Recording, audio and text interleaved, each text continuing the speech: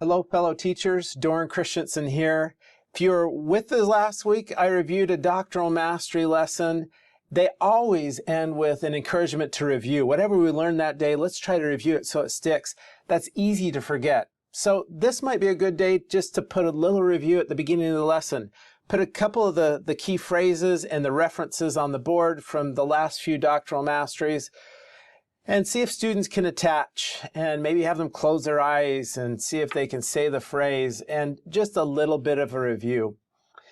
There is always three things, and I subscribe to a rough 5, 10, 20 type of method in looking at these, that we spend a few minutes on memorizing the reference and key scripture phrase, a little bit more time on the explain, and the bulk on the applying of principles of acquiring spiritual knowledge with real life situations. So 5, 10, 20. We live on the edge with this lesson. We start with the explain, but you just had a great lesson the day before, probably, on the power of feasting upon the words. And so you maybe don't need a 10-minute on this. This could almost be as simple as, let's just take a few minutes and we're gonna list everything we remember about our lesson yesterday.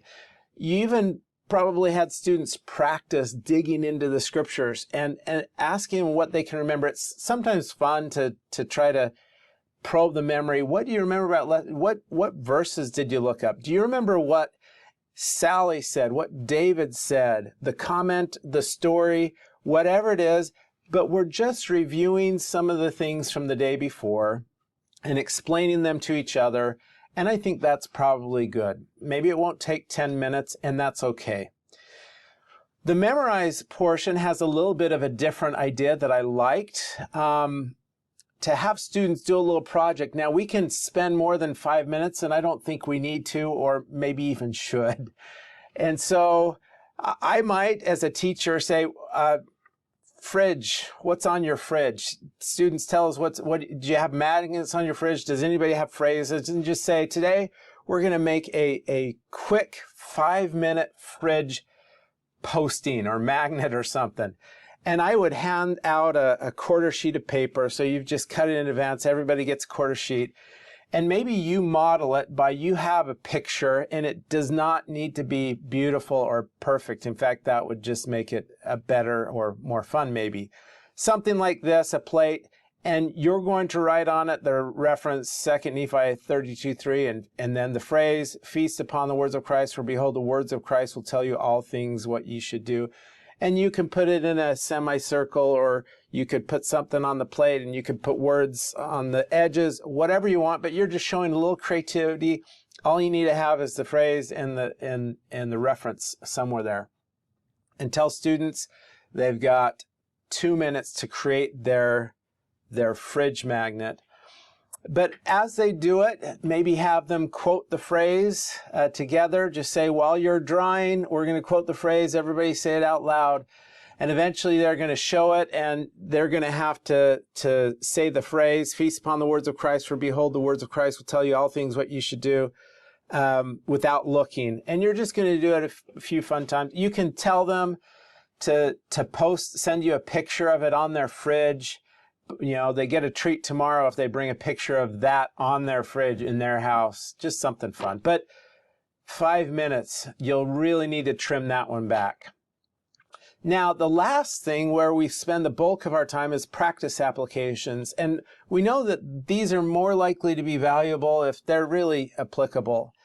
And so you've got this phrase, if it would be more relevant for your students, consider asking them to make a list of reasons a person may struggle with studying their scriptures. I think that would be more relevant. Instead of making this some fictitious example or something that just we could go through the motions, let's list 5 or 6 things. And we've done this probably before this year, but this is good repetition because it's still real and it's still a struggle.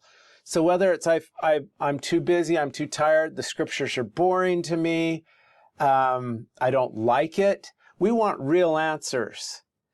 And because that's relevant, how students really feel. And so list them on the board and let students know that we want to pick the answer for them that is most helpful.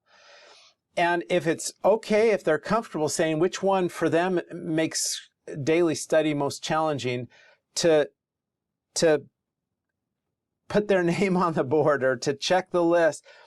And you may find that there's patterns. So maybe a few of your students will say, well, it doesn't make sense to me. That's my big struggle. Or others may say, it's boring to me, and that's their struggle. Or finding time is their struggle. But let students choose different ones.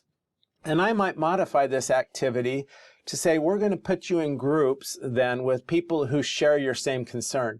So if 3 say I don't understand it, they're going to be in a group and they're going to work on that together.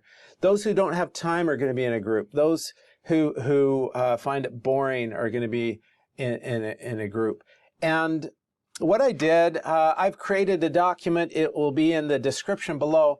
I've essentially copied and pasted a bunch of these questions with the 3 sections we always look at, to have them as a group talk about and work through, and to have a very practical experience. So here's what I'd have them do in their group. I'd say write down their common struggle for their group. So if it's I don't have time, they just write it there, and then give them 10 minutes. Tell them that we're gonna go slow, and you can give them more than 10 minutes, but this is just to let them know that this isn't a quick check the box, talk really quickly about things, to dig in together. And you're going to wander the room and encourage and help them as they do it. And so they're going to examine concept with an internal perspective first.